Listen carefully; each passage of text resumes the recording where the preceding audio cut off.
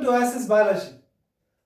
तर मित्रांनो, कालच्या लेक्चरमध्ये आपण फोटोसिंथेसिस चॅप्टर स्टार्ट केलेला होता. आज आपण त्याच्या पुढच्या पार्ट बद्दल स्टडी करणार आहोत. आजचा आपला पॉइंट असेल photosynthetically active radiations.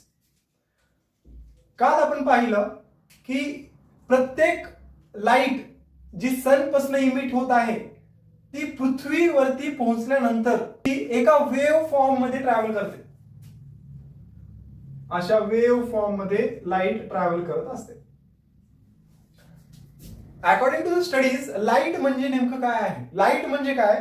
It is a small particle which travels in the wave form.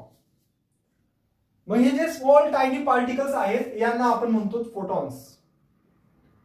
आणि या फोटॉन्स मध्ये एनर्जी प्रेझेंट असते. जेव्हा हे फोटॉन्स वेव्ह फॉर्म मध्ये ट्रॅव्हल करत असतात, प्रत्येक वेव्हची एक वेव्हलेंथ असते. या दोन पॅटर्न्स मध्ये जे डिस्टन्स आहे याला आपण म्हणतो वेव्हलेंथ. वेव्हलेंथला डिफाइन करण्यासाठी लॅम्बडा हा सिम्बॉल आपण वापरतो. ही या वेव्हची वेव्हलेंथ आहे, ज्याला आपण लॅम्बडाने डिफाइन करतो.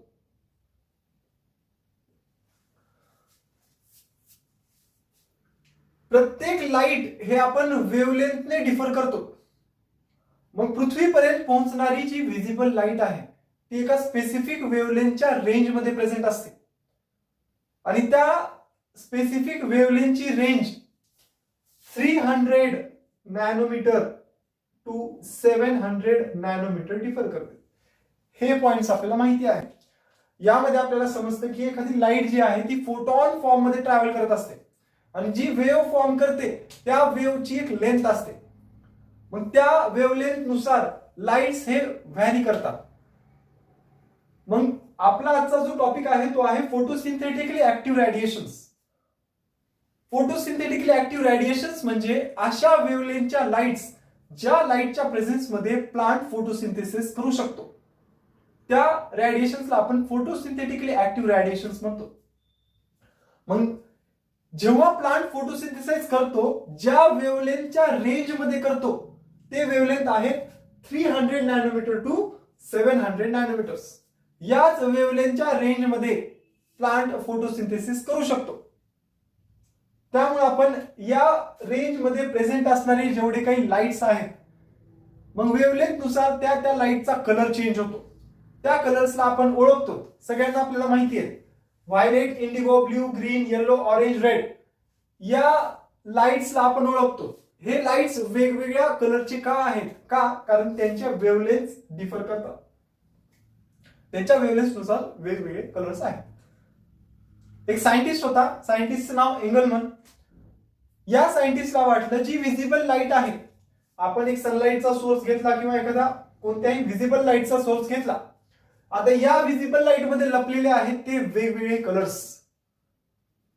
मग एंगलमनने विचार केला की एखाद्या प्लांट वरती जी लाईट पडत आहे ती तर विजिबल लाईट आहे, पण मला त्या विजिबल लाईट मधली अशा कोणत्या वेव्हलेंथची लाईट आहे जी प्लांटला फोटोसिंथेसिस करण्यासाठी जास्तीत जास्त हेल्प करते हे शोधायचंय. मग त्याने काय केला, एक विजिबल लाईटचा सोर्स घेतला आणि त्या लाईटला प्रिझम थ्रू पास केला. जेव्हा ती लाईट प्रिझम थ्रू पास करते त्या लाईटची स्कॅटरिंग होते, ती लाईट स्कॅटर होते.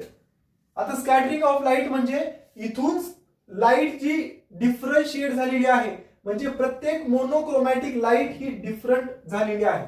इथे वेगवेगळ्या कलर्स मध्ये आपल्याला ते शो होतं. कधी प्रिझम एक्सपेरिमेंट बघा, जे तुम्ही फिजिक्स मध्ये स्टडी करता, त्या एक्सपेरिमेंट मध्ये आपल्याला 7 वेगवेगळ्या कलरच्या लाईट्स प्रिझम मधून इमिट होताना दिसतात.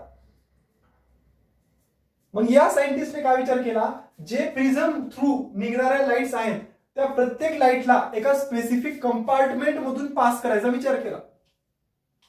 फॉर एक्झाम्पल, त्याने असे वेगवेगळे कंपार्टमेंट घेतले, 7 कंपार्टमेंट घेतले. प्रत्येक कंपार्टमेंट मध्ये एक अल्गी आहे आणि एक एरोबिक बॅक्टेरिया आहे.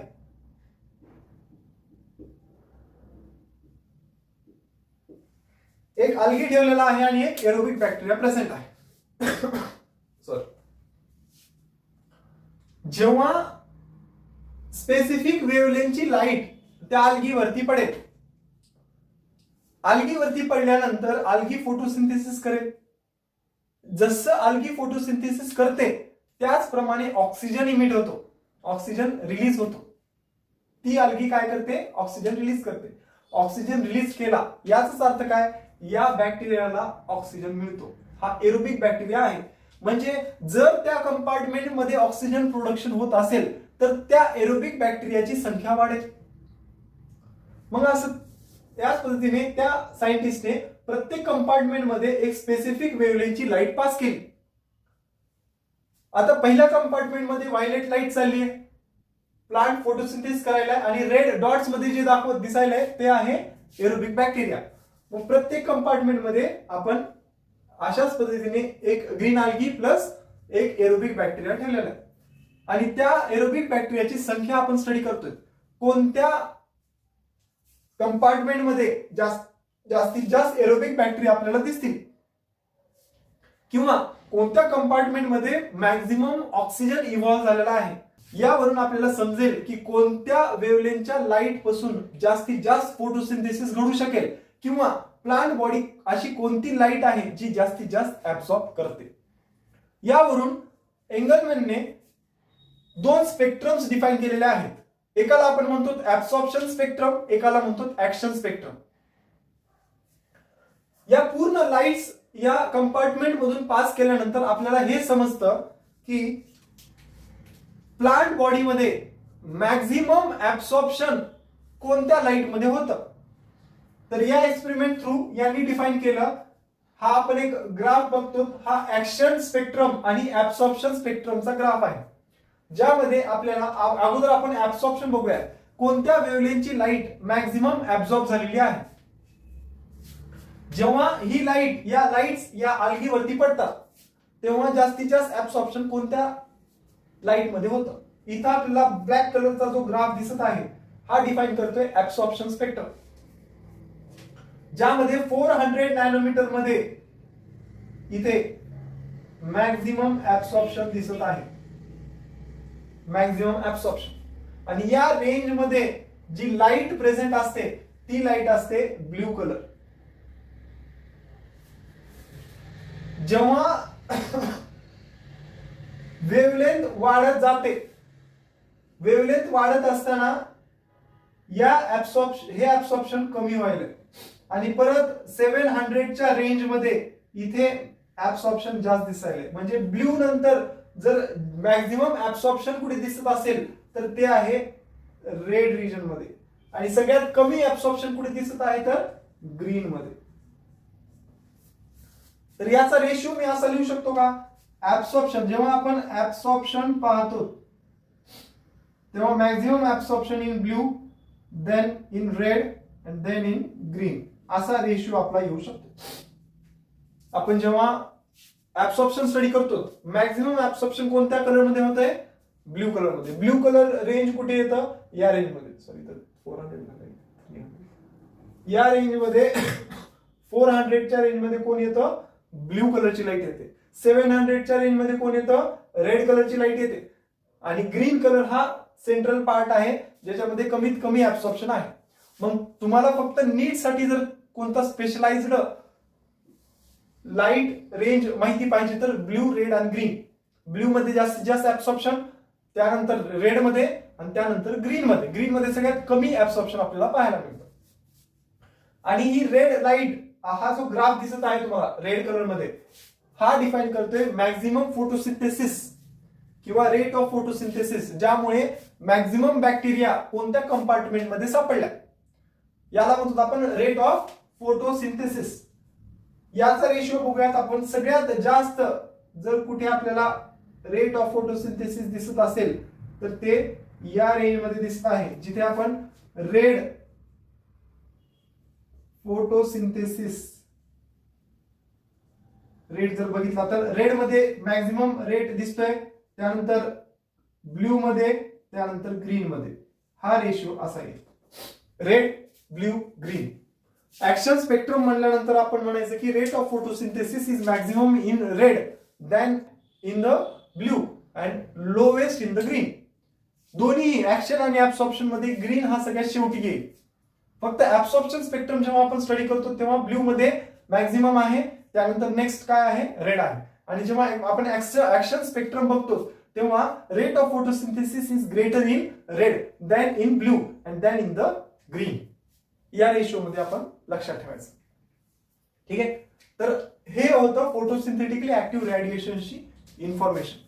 यावरून आपल्याला समजतं की एखाद्या स्पेसिफिक वेव्हलेंथची लाईट जी आहे ती फोटोसिंथेसिस घडवण्यासाठी किती इम्पॉर्टंट आहे. जी विजिबल लाईट प्लांट वरती पडते त्यामधल्या सगळ्याच वेव्हलेंथच्या लाईट्स हे फोटोसिंथेसिस करण्यासाठी तेवढ्याच महत्वाच्या आहेत का? नाही. तर यामधले काही स्पेसिफिक वेव्हलेंथच्या लाईटच फोटोसिंथेसिस करण्यासाठी खूप इम्पॉर्टंट आहेत. ते आज आपण एंगलमनच्या एक्सपेरिमेंटने पाहिलेलं आहे. जेव्हा आपल्याला एक्झाम मध्ये विचारतात की कोणत्या वेव्हलेंथच्या लाईट मध्ये मॅक्झिमम एनर्जी प्रेझेंट असते, तर त्यासाठी आपल्याला रेशिओ माहिती पाहिजे की एखाद्या लाईटची एनर्जी कशी डिफाईन केली जाते. जेव्हा आपण वेव्हलेंथला बघतो, wavelength is inversely proportional to the energy. हा फॉर्म्युला आहे. वेव्हलेंथ जेवढी वेव्हलेंथ जास्त तेवढी एनर्जी कमी, जेवढी वेव्हलेंथ कमी तेवढी एनर्जी जास्त. हा रेशिओ तुम्ही लक्षात ठेवा. काही इनडायरेक्ट क्वेश्चन्स यावरती पण विचारू शकतात. तर आजच्या लेक्चरमध्ये जर तुम्हाला कसलाही डाऊट असेल तर तुम्ही कमेंट सेक्शन मध्ये विचारू शकता. थँक्यू.